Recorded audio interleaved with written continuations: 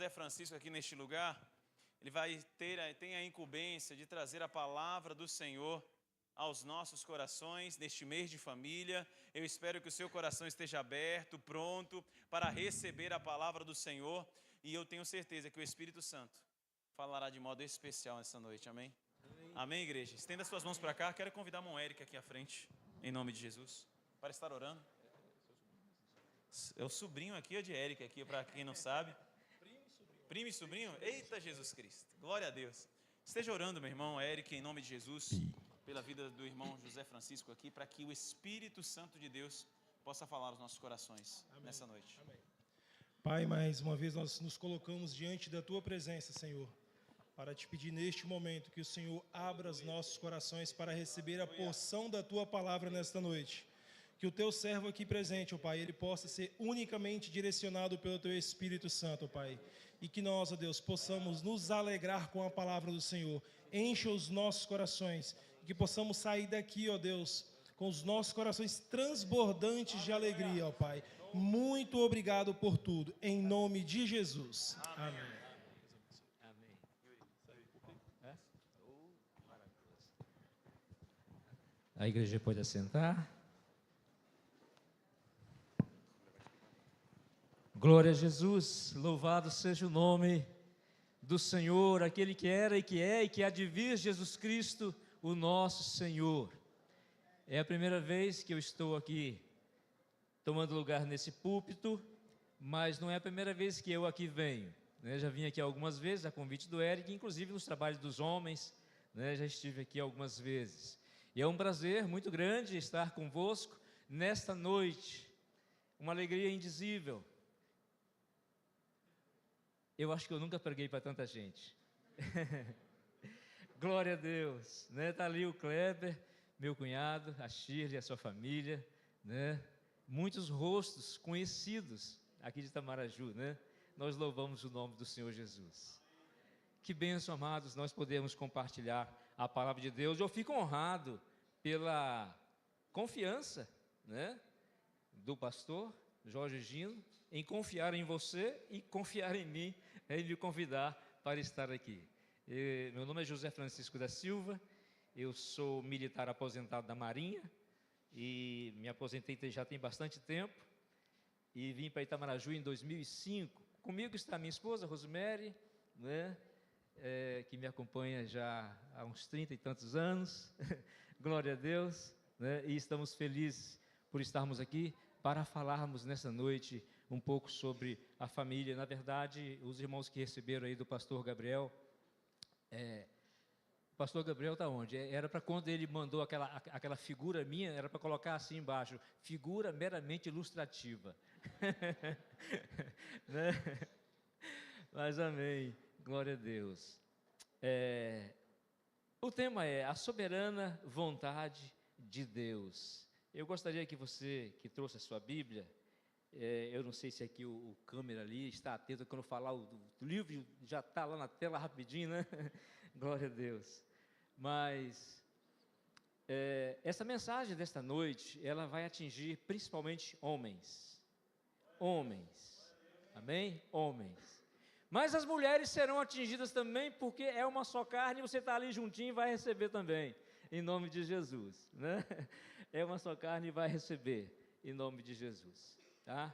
Eu gostaria que você abrisse a sua Bíblia, no livro do Salmo 128, capítulo 1 a 4, Salmo 128, versículo 1 ao 4, 28 de 1 a 4, é um salmo que fala sobre a família. E, na verdade, nós vamos tomar esse salmo apenas como uma introdução e não vamos ater nele durante quase toda a pregação, vamos voltar nele no finalzinho, amém? Somente para nós darmos uma introdução. Salmo 128, de 1 a 4, diz assim: bem-aventurado aquele que teme ao Senhor. Tem uma versão que diz: bem-aventurado o homem que teme ao Senhor e anda nos seus caminhos. Do trabalho de tuas mãos comerás, feliz serás e tudo te irá bem. Tua esposa, no interior de tua casa, será como a videira frutífera. Teus filhos como rebentos da oliveira à roda da tua mesa. Eis como será o homem que temem ao Senhor. É dessa forma que será abençoado o homem que teme ao Senhor. É dessa forma que nós, homens de Deus, que tememos a Deus, somos abençoados. Nós vamos, inicialmente, tecer alguns comentários no que diz respeito à vontade de Deus, aos planos de Deus e nesse Deus que nós entendemos que trabalha. E vamos voltar no Velho Testamento em 3 exemplos do modo como Deus trabalhou em 3 momentos específicos e como Ele planejou cada momento desse e como Ele se utilizou da vida de alguém para a execução do seu trabalho, daquilo que estava em seu coração. E dentro daquilo que nós temos aprendido da palavra de Deus, nós vemos que sim, Deus tem planos, Deus tem projetos, o nosso Deus é um Deus que trabalha, e que sim, Deus trabalha utilizando-se de homens e de mulheres, ainda que nessa noite vamos nos ater aos homens, por ser o cabeça da casa, por ser o sacerdote do lar, tá? Mas Deus, nos seus planos eternos, Ele usa as mulheres como o corpo de Cristo, né?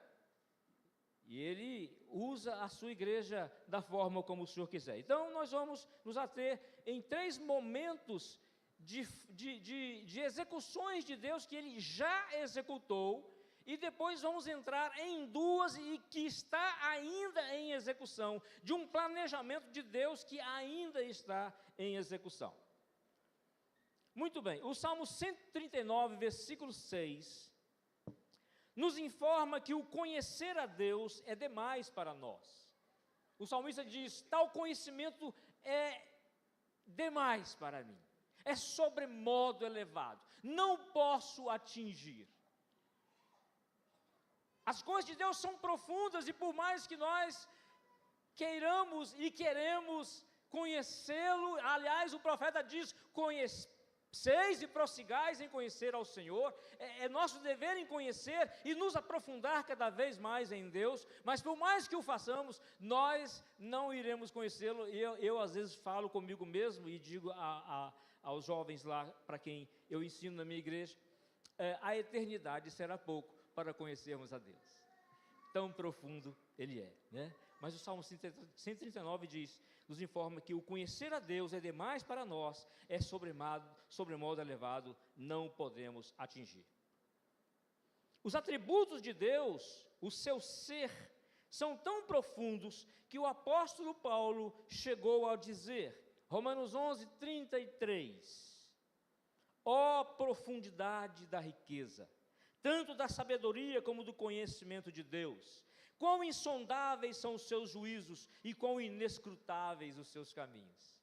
Ele fala aqui, tipo o salmista, são inescrutáveis, não dá para atingir.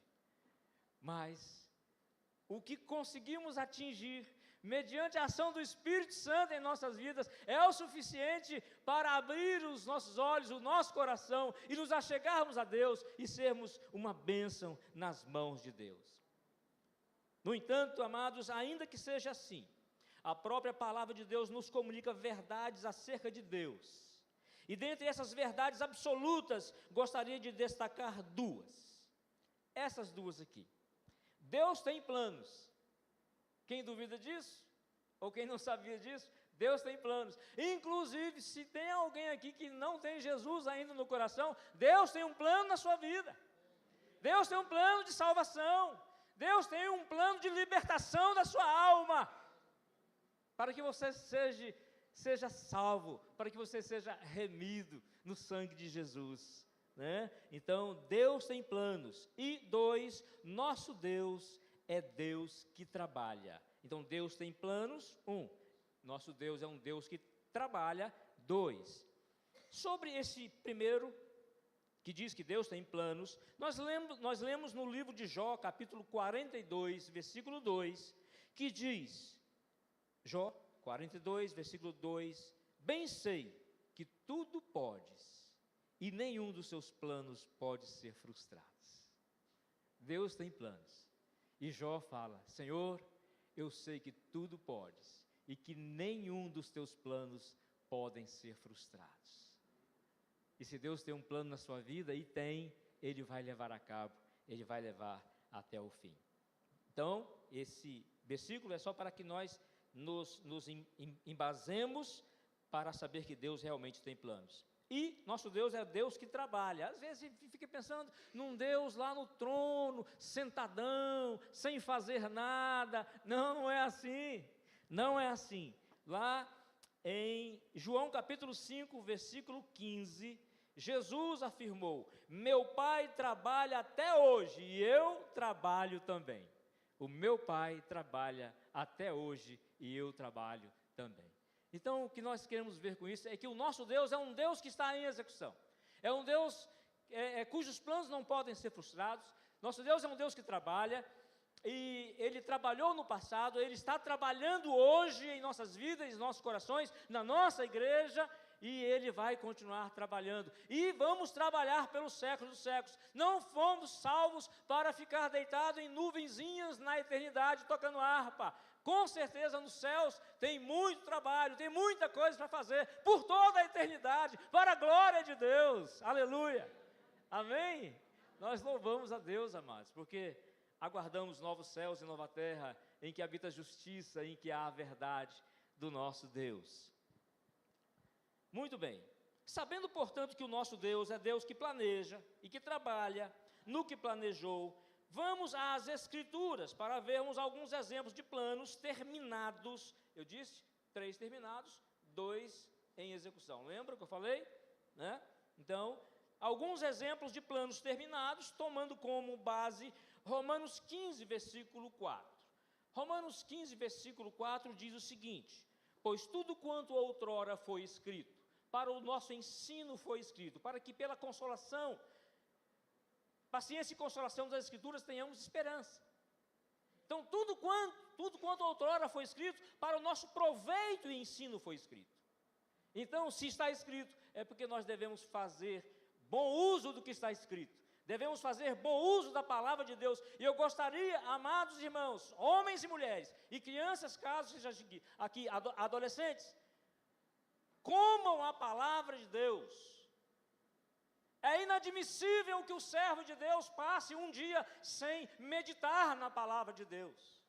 Não com aquele sentimento de obrigação. Meu Deus, hoje eu não li a Bíblia, eu tenho que ler. Não, não é isso. É ler a Bíblia como se estivesse lendo a carta mandada por um namorado. Ansioso para que chegasse aquela carta e abrisse e lesse com amor. Precisamos, amados, tomar a palavra de Deus como a nossa única regra de fé e prática, vivê-la, praticá-la em nossos dias. Porque Jesus diz: a quem compararei o homem que ouve a palavra e não pratica? Aquele que ouve a palavra e não pratica é semelhante àquele homem que constrói a sua casa sobre a areia. Vem a tempestade, vem as águas fortes e derruba. Mas o servo de Deus, a serva de Deus, forte, fortalecido na palavra, está alicerçado na rocha que é Jesus, e vem a tempestade, ele não se abala, ele não se abala. Né? Então, pois tudo quanto outrora foi escrito, para o nosso ensino foi escrito, a fim de que pela paciência e pela consolação das Escrituras tenhamos esperança. Apesar de termos vários exemplos na Bíblia, vamos destacar apenas 5, sendo 3 deles acabados e 2 inacabados, conforme eu disse. Então vamos para os 3 acabados. Eu tomei aqui como exemplo 3 situações. Primeiro, a construção da arca. Segundo, a criação de uma nação. E terceiro, a libertação de um povo. Na construção da arca, Deus, os irmãos conhecem a história, Deus estava... a palavra de Deus diz que Deus se arrependeu-se de fazer o homem, mas tem outro texto que diz que Deus não é homem para que se arrependa. Tá? E são formas do escritor bíblico colocar para mostrar o que se passa no sentimento de Deus. Não que Deus fez e se arrependeu, mas Ele precisava acabar com aquela geração humana. E para isso Ele chamou Noé. A construção de uma arca. Deus a destruição da raça humana e o plano de perpetuação da raça. Deus se utiliza de um homem chamado Noé. Gênesis 6, de 13 a 14, Gênesis 6, 13 a 14, está assim escrito: Então disse Deus a Noé: Resolvi dar cabo de toda a carne, porque a terra está cheia da violência dos homens. Eis que os farei perecer juntamente com a terra. Faze uma arca de tábuas de cipreste, nela farás compartimentos e calafetarás com betume por dentro e por fora. Daqui a pouco vocês vão entender o porquê dessas mensagens. Aonde é que isso vai se encaixar na soberania de Deus, na vontade de Deus para a família? Daqui a pouco tudo vai se encaixar. Mas eu não poderia deixar de passar esse versículo aqui da arca para falar para você, querido, que não tem Jesus no coração. Assim como Deus destruiu toda uma raça no passado e levantou uma arca para a salvação de um homem, hoje uma arca está aberta. Hoje uma grande arca, a arca da graça está aberta, e Jesus disse que Ele é essa arca. Jesus disse: eu sou a porta, aquele que entrar por mim entrará e sairá e achará pastagem. Aproveite, a porta está aberta. A irmã que estava aqui ministrando louvor estava falando: se prepara, enche o seu coração do óleo, Ele está voltando. Sim, isso é verdade, Ele está voltando. Essa arca está entre nós, é Jesus, a sua porta está aberta, vamos entrar, entre por Ele, e você encontrará salvação. A segunda situação é a criação de uma nação. Deus planejou criar uma nação, a nação de Israel, por meio da qual viria o Cristo, o Senhor, o nosso Senhor. Deus planejou formar para si uma nação, e para isso chamou um homem, Abraão, né? Gênesis 12, de 1 a 2, diz assim: Ora, disse o Senhor a Abrão ainda, depois que ele foi mudado o nome para Abraão: sai da tua terra, da tua parentela e da casa de teu pai, e vai para a terra que te mostrarei. De ti farei uma grande nação, e te abençoarei, e te engrandecerei o nome, se tu uma bênção. Aqui é um homem, um plano de Deus, e Deus vai e escolhe um homem para a execução. Na verdade, a execução pertence a Deus, mas Deus se utiliza da vida de um homem. Sai da tua terra, sai deste mundo, sai deste mundo. Em cada momento desse, eu quero trazer isso para Jesus e para a salvação.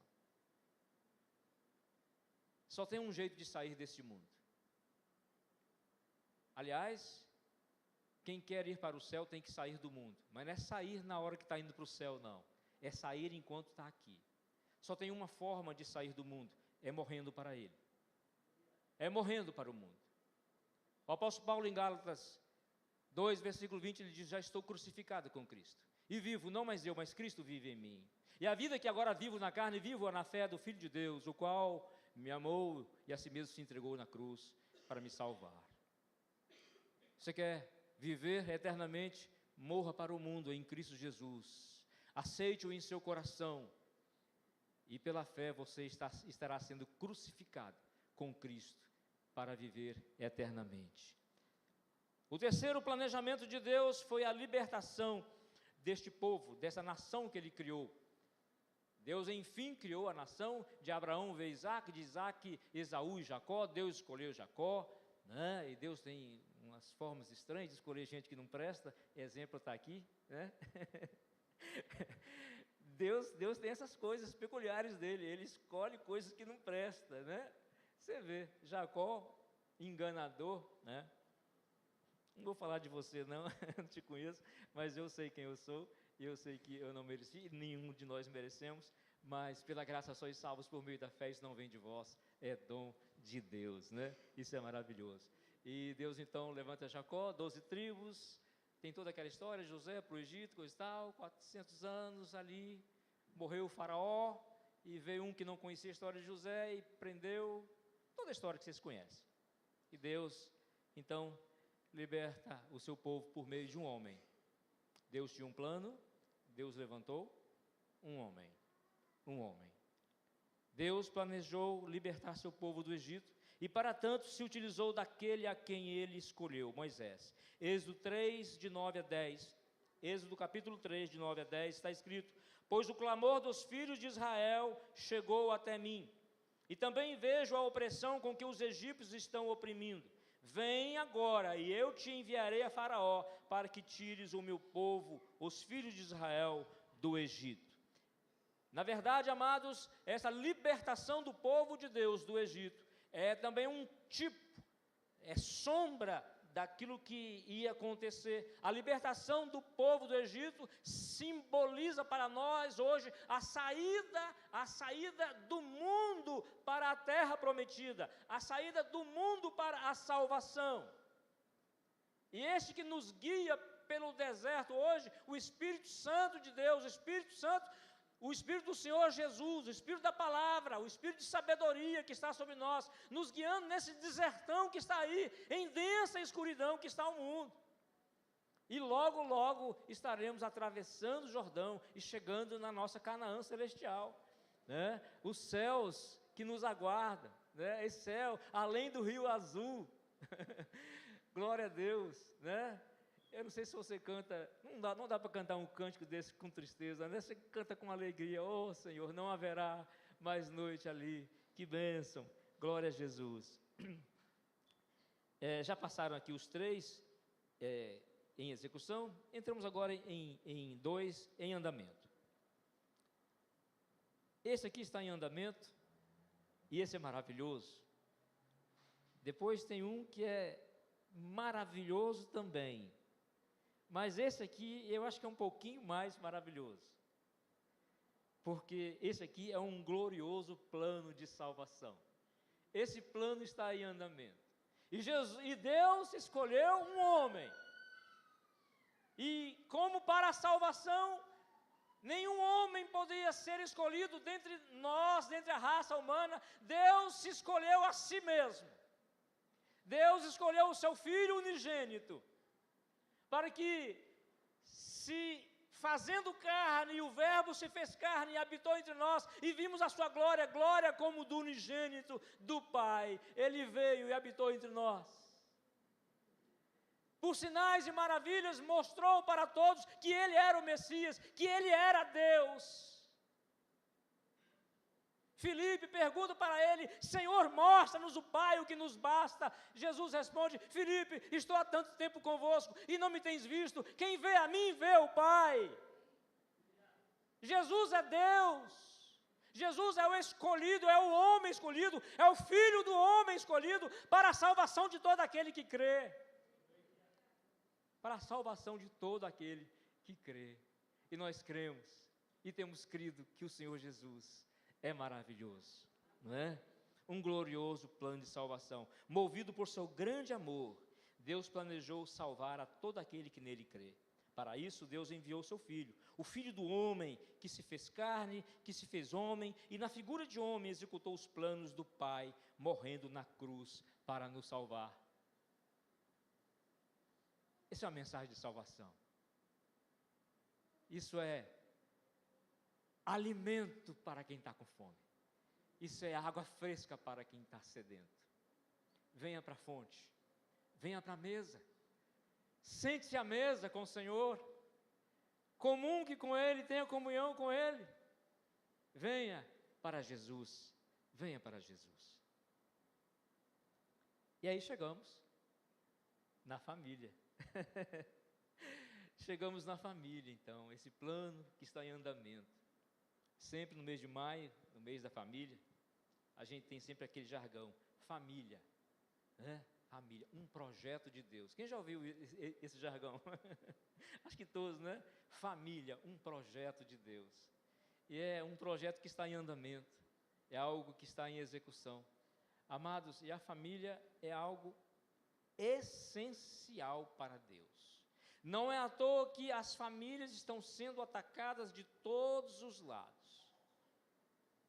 Homens estão deixando de ser homens ainda que machos, ou estão deixando de machos apesar de serem homens, não sei qual é a ordem aí. E a família está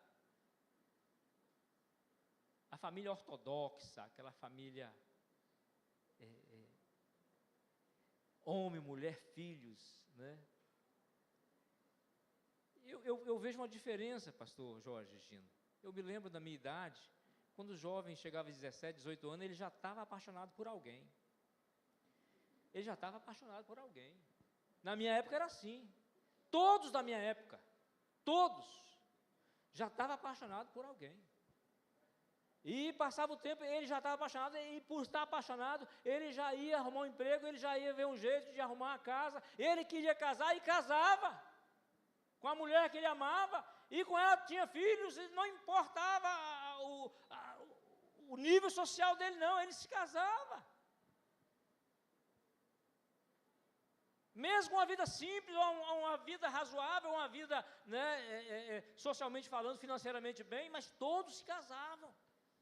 Hoje em dia, meu Deus, está difícil. As meninas estão aí, né, à procura. Cadê os homens? Cadê os meninos? Cadê os jovens? É verdade, meu irmão. Que Deus tenha misericórdia.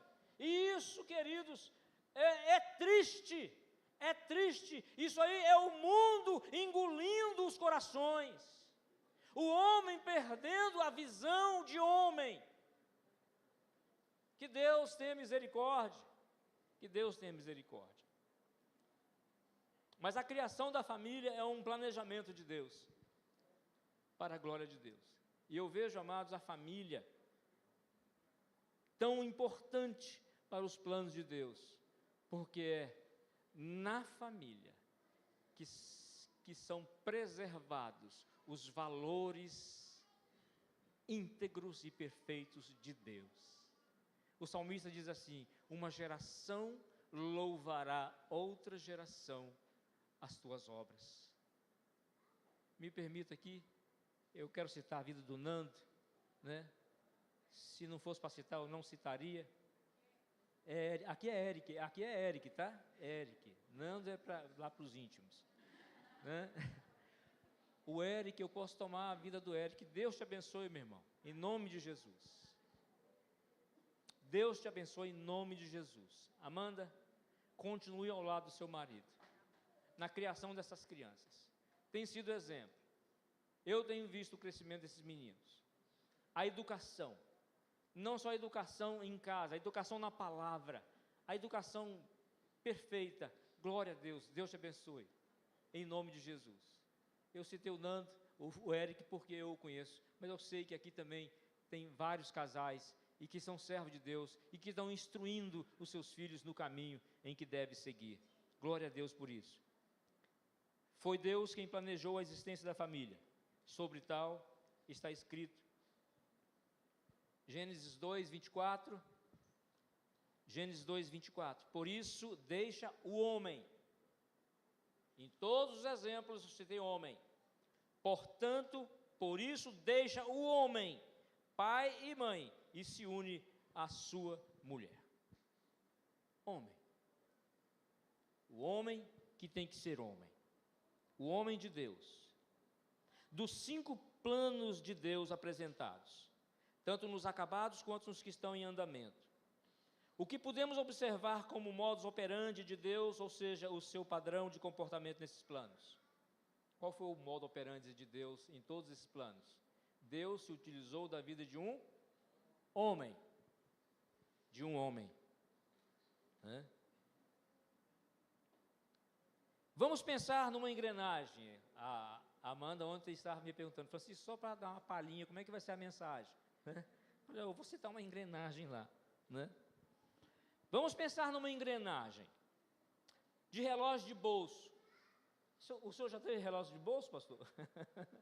Antigamente as calças tinham um negócio chamado algibeira, né? Que tinha, tirava-se daqui de dentro desse bolsinho aqui, um relógio redondinho assim, que era amarrado numa correntinha. Tá? Mas tem também relógio de pulso, de corda, né? Então vamos pensar numa engrenagem de relógio de bolso, daqueles que para funcionar é preciso dar corda. Externamente alguém dá corda no relógio, tem que ir lá fazer assim nele, e no mesmo instante Todas as engrenagens, umas ligadas às outras, transmitem a força da mola e, num trabalho em conjunto, cada qual cumprindo sua função, realizam seu papel, que é de marcar e informar a hora certa. E eu, por curiosidade, enquanto preparava essa pregação, eu fui no Google e pesquisei um relógio de pulso, né, desse de dar corda, tem quantas engrenagens? O Google me deu a seguinte informação: dos mais simples, 20 engrenagens. Os mais complexos, até 100 engrenagens. Até 100 engrenagens. Imagina, amados, todas essas engrenagens. Engrenagem é uma pecinha que tem dentinhos, uma unida à outra. Quando uma se movimenta, a outra se movimenta junto. E todas têm que estar uniformemente ligadas e bem ligadas, e conforme diz a palavra, com as juntas e medulas, né? Tem que estar ligado, o corpo tem que estar ligado, o membro tem que estar ligado, tem que estar ligado, tem que estar junto, tem que estar unido. É por causa disso que a palavra de Deus prima muito em falar sobre a união. E, amados, no relógio em que se dá corda, a única função de quem está de fora é dar corda, o resto pode deixar por conta deles. Porém, nós não somos engrenagens inanimadas. Você não é uma engrenagem inanimada, ninguém vem dar corda em você para você funcionar, né? Nós somos pessoas, mas que tipo de pessoas nós somos? Nós somos pessoas salvas por Deus e compreendemos que agora, como servos, não temos mais vontade própria, conforme está escrito.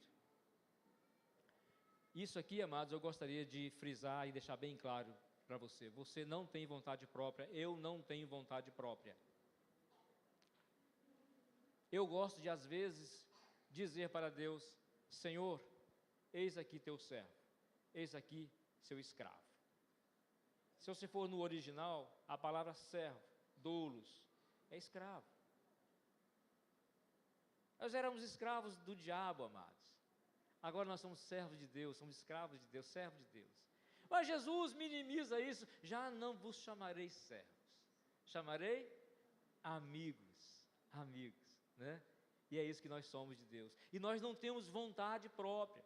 Você acha que você tem vontade própria? Se você acha que tem vontade própria e anda fazendo o que vem pela telha, como se diz, está errado. Entrega o seu caminho ao Senhor, confia nele e o mais ele tudo fará. Entrega a sua vida ao Senhor, deixa nas mãos dele, não tenha vontade própria, tenha a vontade de Deus como a sua vontade. A tua vontade, Senhor, é a minha. Jesus, ele diz: Senhor, que não seja feita a minha vontade, mas a sua, no que diz respeito ao cálice amargo que ele bebeu por nós, amados. Se possível, passa, Senhor, o cálice, mas não faça a minha vontade, faça a sua. Salmo 40, versículo 8, diz assim: agrada-me fazer a tua vontade, ó Deus meu, dentro do meu coração está a tua lei. E lá nos evangelhos, se eu não me engano, Romanos, diz que a vontade de Deus é boa, perfeita e agradável. Por isso nós devemos sempre viver a palavra de Deus em nossos corações. Eu quero agora me dirigir aos homens e, de tabela, às mulheres. Ontem eu estava conversando com a Amanda, repito, e sabe, amados, com o crescimento do feminismo, infelizmente, as ideias do feminismo e também do machismo têm atingido muitos corações de crentes, para a nossa infelicidade. E essa palavra que eu vou trazer para vocês agora, em nome do Senhor Jesus, eu quero alertá-los para uma coisa: o homem e a mulher estão em suas posições dentro da casa, dentro de um lar, porque Deus os colocou assim para a glória dEle. Para a glória dEle. Não existe glória para o homem, não existe glória para a mulher. Existe o louvor e glória para o nome do Senhor numa família sadia, em filhos sadios espirituais, espiritualmente falando. Essa é a glória para o Senhor Deus, é a glória do Senhor. E recentemente falando sobre isso, e sempre que fala, tem um versículo que quando fala as mulheres, tem algumas mulheres que chegam a trincar os dentes. Posso falar o versículo? Mulheres, sejam submissas a vossos maridos. Tem umas mulheres que não gostam desse versículo de jeito nenhum. E eu espero que dentre nós, nessa noite, todas as mulheres entendam perfeitamente essa palavra de Deus aos seus corações. Porque você, mulher, se está casada com um homem servo de Deus, servo de Deus, você está junto dele, engrenado, para em funcionamento, produzir frutos para a glória do Senhor. Não existe glória para homem, não existe glória para mulher. Falo aos homens, dentro da família, Deus te colocou como uma engrenagem de posição inegociável. Não passe para a sua esposa ou para quem quer que seja as suas responsabilidades de homem. Não passe. Você é o homem, você é o sacerdote do lar, você é o cabeça. Não é o mandão, não. É o cabeça para dirigir a sua casa no temor e na sabedoria de Deus. Você é o responsável por, ligado às molas da vontade de Deus, manter em pleno e perfeito funcionamento o seu querido lar. Para a sua esposa, engrenagem tão importante quanto você, pois sem ela não teria lar. Você deve amar do mesmo modo que Jesus amou a sua igreja, ou seja, dando, se necessário, a sua própria vida por ela. Maridos, amai vossas mulheres. Mas não é amar, oh amor, eu te amo, hein? Não, eu amo minha esposa. E é interessante, amados, a Bíblia não fala assim, maridos, amai a sua esposa boazinha, a sua esposa maravilhosa. Não, amai a sua esposa. Se a sua esposa não está correspondendo, ore por ela até ela engrenar nessa engrenagem aí, né? E de fato ser uma só carne em Cristo, né? Uma só carne, dando por ela, se possível, a sua própria vida. Estamos chegando ao final.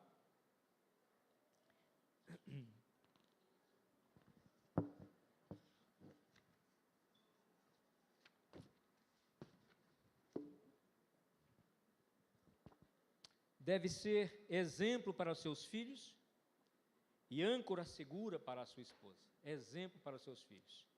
Isso é tão gostoso. Eu tenho 65 anos, tenho alguns filhos, 5, né?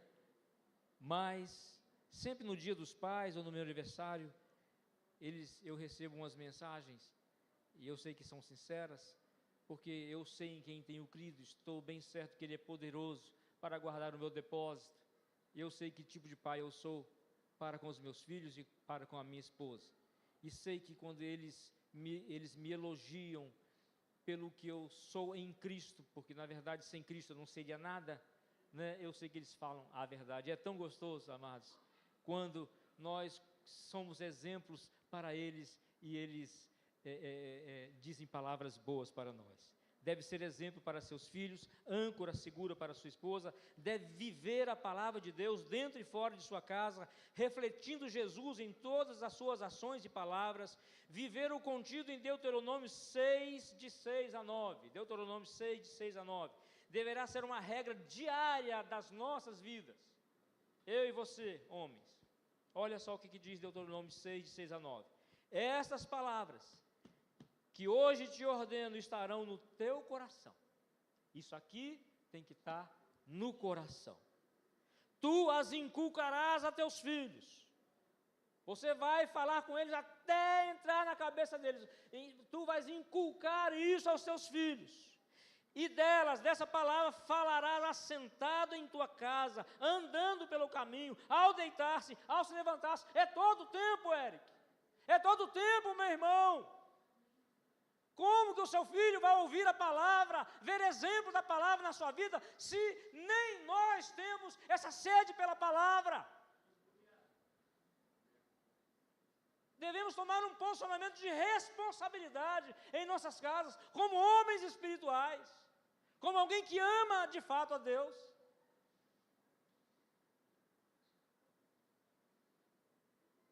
E falo a palavra que o apóstolo Paulo diz para Timóteo, para você, para mim: procura apresentar-te a Deus aprovado, como obreiro de que não tem do que se envergonhar, que maneja bem a palavra da verdade, que maneja bem a palavra da verdade. Manejar bem a palavra da verdade é tê-la no coração e usá-la a todo tempo, andando pelo caminho, assentado em tua casa, andando pelo caminho, ao deitar-se, ao levantar-se. Versículo 8, também as atarás como sinal na tua mão. Palavra na mão quer dizer o seguinte, a palavra atada na mão quer dizer que tudo que eu vou fazer, eu faço coisas certas, coisas retas, coisas íntegras, coisas perfeitas, coisas verdadeiras. As minhas mãos fazem coisas que agradam a Deus, seja nas coisas de Deus ou seja no cotidiano.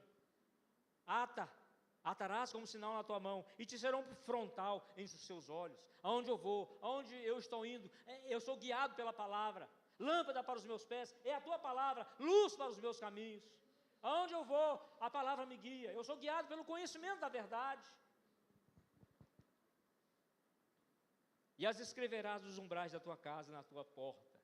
A minha casa está cheia da palavra de Deus. Está na bênção. Está nas bênçãos. Está na bênção. Eu disse que eu voltaria para o Salmo 128. Vamos voltar então para o Salmo 128, para finalizarmos. Bem-aventurado o homem que teme ao Senhor e anda nos seus caminhos.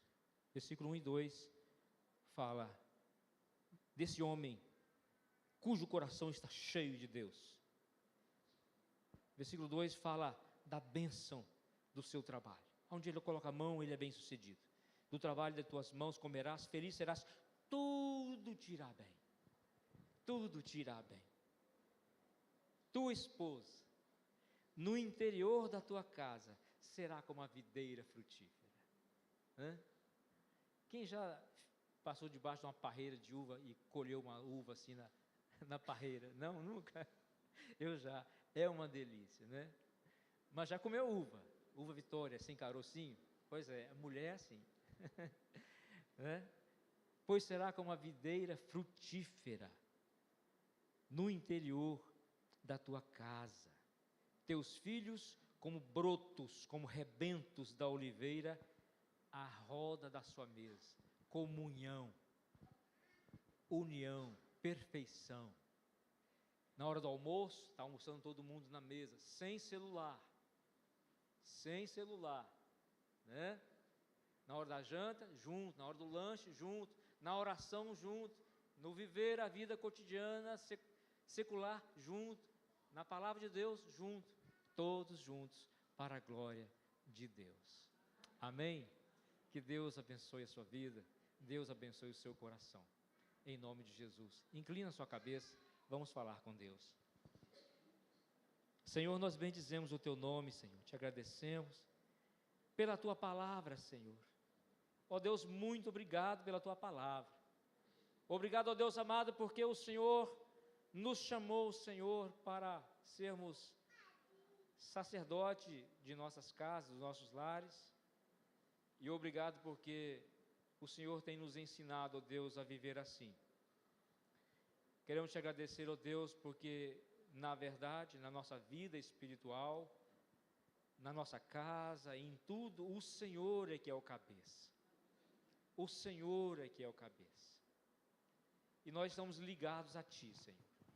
Nesta noite, eu quero, Senhor, em nome de Jesus, te pedir a Tua bênção sobre cada lar aqui representado. Que homens, ó Deus amado, nesta noite saiam daqui cheios do Teu Santo Espírito, cheios de sede pela Tua palavra, cheios de mudança em suas vidas, ó Deus, para apresentar a Ti, Senhor, um lar maravilhoso na Tua presença, Senhor, em nome de Jesus. Que as Tuas servas que aqui estão, Senhor amado, possam, ó Deus amado, cada vez mais se unir aos seus maridos, amando-os, desejando-os, ó Deus amado, para que juntos, em uma só carne, um só Espírito, possam apresentar o seu lar a Ti, Senhor, para a glória do nome do Senhor Jesus. Muito obrigado pela Tua palavra, nós Te louvamos e Te bendizemos, Senhor, em nome do Senhor Jesus. Amém e amém. Deus os abençoe, amados.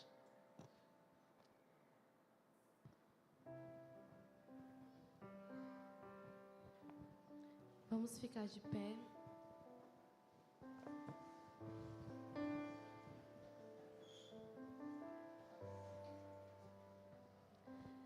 Se render ao Senhor é você abrir mão dos teus sonhos para viver os sonhos de Deus. Você se render é você viver plenamente a vontade do Senhor, que é boa, perfeita e agradável. E a decisão que você tomar, ela se estende por toda a sua família. Então, que durante esse louvor você reflete, pense, qual é a sua decisão nessa noite. Amém.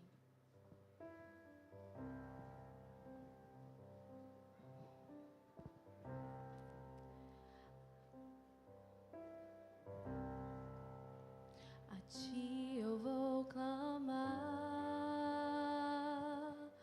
pois tudo vem de Ti e tudo está em Ti.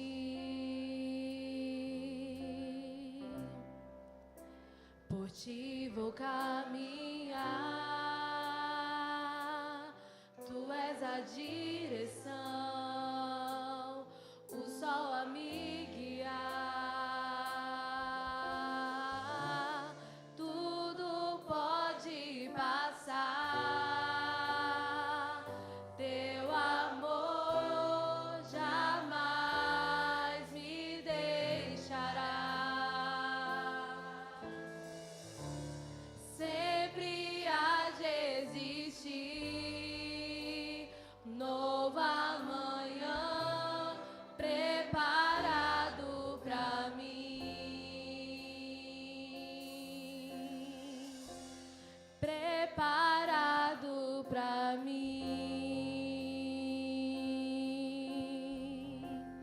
preparado pra mim.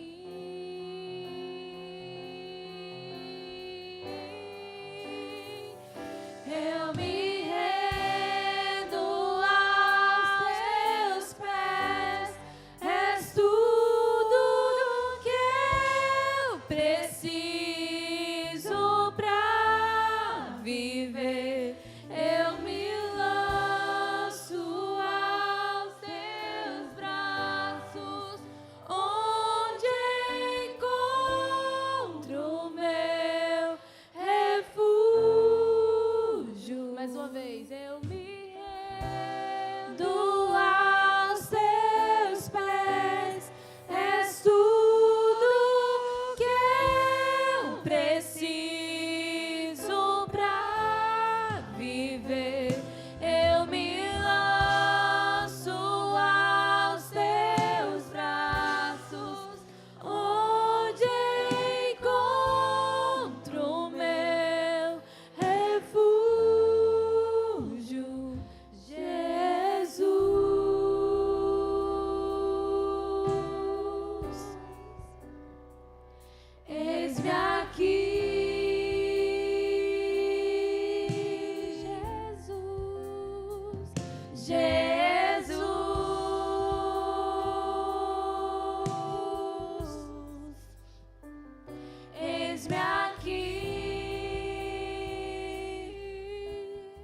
Aleluia. E nós temos que pensar numa coisa muito importante. Ressignificar. Nós estamos precisando ressignificar a nossa postura como membros de uma família. Nós precisamos ressignificar o nosso conceito de família, o qual nós estamos vivendo. Entendendo família como um projeto de Deus. Não apenas um grupo de pessoas vivendo debaixo de um teto. O que realmente acontece hoje. A palavra de Deus fala: se o Senhor não edificar a casa, em vão trabalham os que edificam. Se eu não levo para dentro da minha casa o Senhor, aquele que edifica, aquele que sustenta, aquele que nos dá orientação, aquele que nos capacita, aquele que nos mostra através da sua palavra toda a orientação para nós cuidarmos da nossa família. Hoje nós vivemos num tempo, temos o grande inimigo contra a família, Satanás, e é verdade, mas muitos homens, mulheres, negligentes que são, dentro da sua casa, muitos crentes negligenciam dentro do seu lar. Por isso a gente ouve uma palavra de exortação, de orientação, de nos chamando como homens e mulheres às responsabilidades espirituais dentro da nossa casa. E a gente tem que parar agora e pensar: como está a minha casa? Como está a minha vida como membro de uma família? Estou vivendo dentro dos padrões de Deus? Por isso que o Senhor quer neste tempo, preste bem atenção, que você pare e pense e ressignifique a sua vida como membro de uma família. A importância de você estar integrado como membro de uma família, como pai, como mãe, como filho, como diz a palavra do Senhor, como uma máquina bem ajustada, e aí assim a gente avança. Por isso, nesta hora, eu gostaria que você que está aí junto de sua família, pegasse na mão e orasse com sua família. Nós estamos precisando de muito ajuste dentro da nossa casa.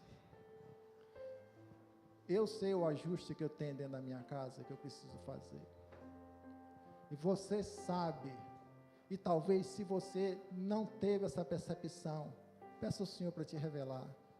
Mas o importante de tudo é que isso não seja apenas um mês da família, mas que a gente saia aqui com valores renovados para dentro do nosso lar.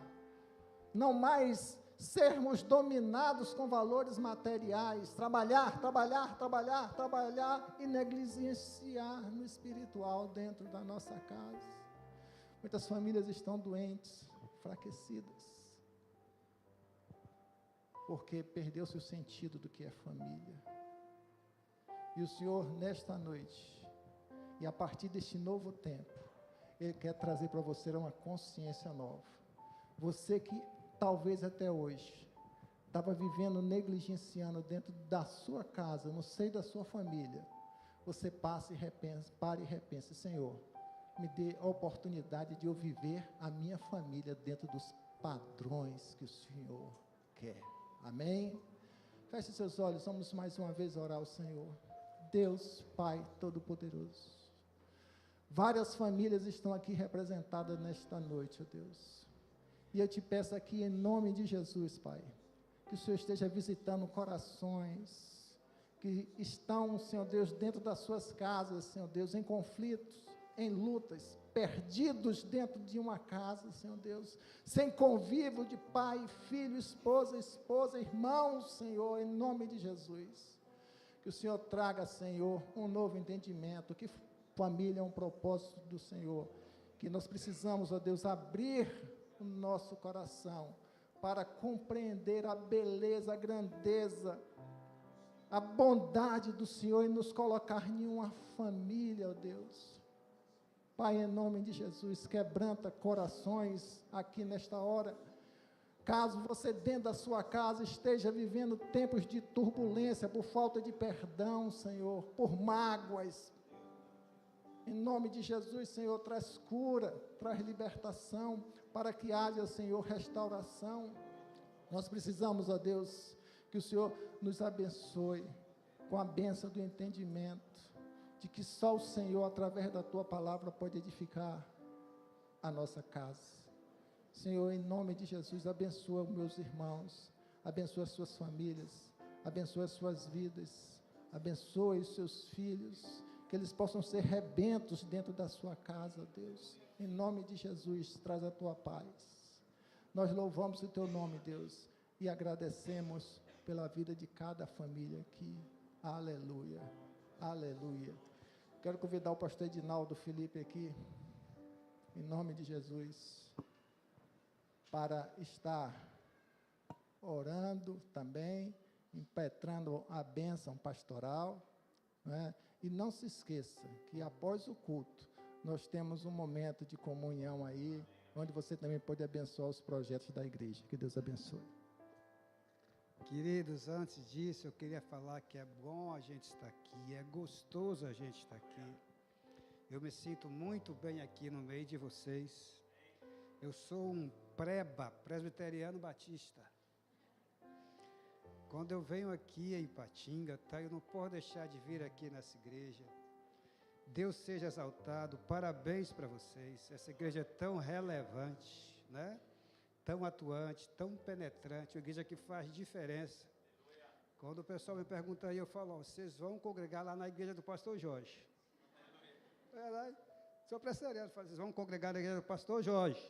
Vocês querem uma igreja boa, dinâmica, atuante, que penetra, que faz diferença, que se envolve com a sociedade, com a cidade, que quer ver transformação, transmudação, purificação, cidade transmudada, vai para a igreja do meu amigo pastor Jorge.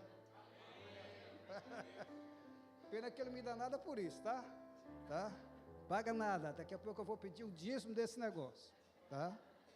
Então, meu querido amigo Jorge, parabéns, Jorge, viu, por essa igreja tão relevante, tão bonita, tão gostosa, tão dinâmica, né? Olha, tá? Essa igreja realmente faz diferença na cidade. Ele está me falando aqui que estão querendo, parece, nem sei se é segredo, né, meu amigo? Né? Parece com área que tem ali na frente para adquirir. É segredo? Se era, você me desculpa, tá? Tá? Mas igreja é isso mesmo, gente. Igreja tem que ter essa visão mesmo, né? Eu geralmente estava falando com ele que eu vou na igreja de um amigo meu batista. Ué, rapaz, você vai na igreja presbiteriana não? Você vai na Batista? Lá em Patinga, a igreja tem, estava comentando com ele ali no gabinete, a igreja tem 4 anos, começou com 70 pessoas, hoje tem 450. Pastor Diego, pastor Paulo César, né? E aí me entristece, estou sendo sincero que eu sou pastor presbiteriano. Quando eu chego, está ali Francisco, né? Que é presbiteriano também. E algumas comunidades, não estou fazendo crítica, estou relatando fato, né? Lá tem 3 gatos pingados. Dói meu coração. Hoje eu estava numa igreja presbiteriana aqui na cidade, permita-me, não é crítica, estou relatando o fato, né?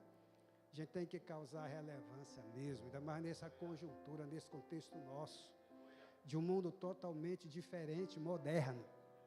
Ou a gente tem esse negócio para mudar isso aí, como diz lá, o Evangelho é o poder de Deus.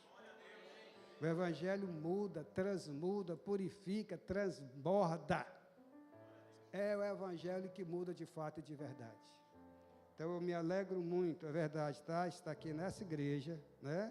Ver tanta gente bonita, mas antes disso, vocês aí provocando, causando, adentrando as portas do inferno e dizendo assim para eles, o reino de Deus chegou e está aqui. Que bom, Jorge. Eu falo Jorge é da nossa amizade, né? Graças a Deus. Deus seja exaltado, né? Através dessa igreja. Que bonito ministério. Que coisa linda, que coisa bela.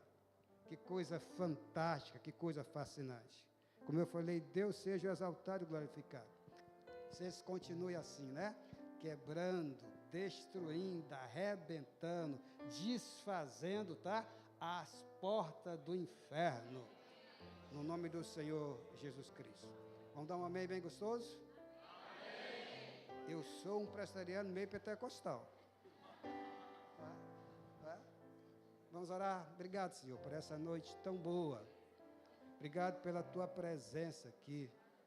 Obrigado por essa igreja que realmente marca a cidade.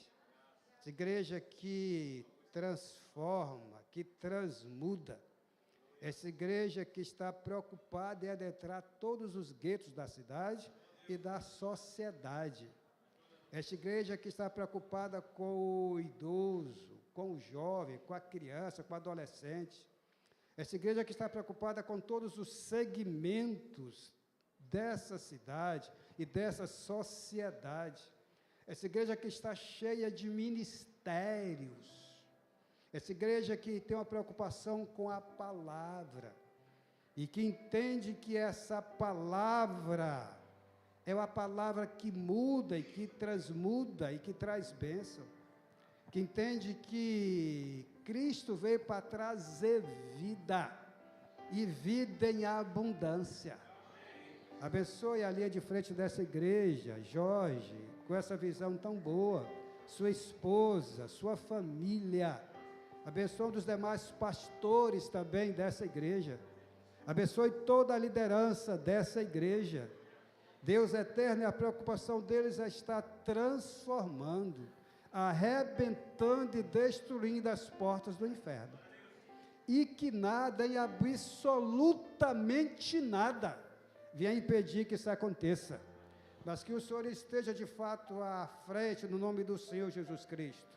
Tomando toda a reda, Pai, no nome de Jesus, que o Senhor realmente continue sendo a referência como tem sido, aquele prisma como tem sido. Senhor, abençoa os teus filhos, e que eles continuem assim, com esse fogo aceso, com essa chama acesa, com essa mentalidade de cidade, de missão urbana. Muito obrigado por isso, Jesus Cristo. Toma os teus filhos debaixo da tua bênção. E agora, Deus, dá-nos uma noite boa, um sono gostoso, uma semana abençoada, cada um no seu trabalho, na sua atividade. E como eles têm essa visão, Pai, de que lá é a igreja, tá? Que o Senhor possa usar cada um, abençoar cada um lá no seu segmento. Quer seja lá no escritório, quer seja lá na viagem, quer seja lá na farmácia, quer seja lá no banco. Oh Deus, mas ali é também o reino de Deus. Ali também é o reino do Senhor Jesus Cristo. Para o Senhor não há essa dicotomia, essa separação de forma alguma. E com que os irmãos pensam assim, e por pensarem assim, eles vivem assim.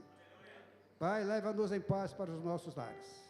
E que o amor do nosso Deus e Pai, que a graça de Jesus Cristo, a consolação do Espírito Santo de Deus, repousem sobre a vida de cada um de nós, dando-nos uma noite feliz, abençoada, um dia de amanhã cheio da graça do Senhor Jesus Cristo, e que repousem a cada instante sobre nós, abençoando essa igreja querida que se reúne aqui, mas toda a comunidade de Deus espalhada por esse universo, agora e pelos séculos do sem fim, dizendo: Maranata, ora vem, Senhor Jesus. Aleluia, e aleluia, e aleluia.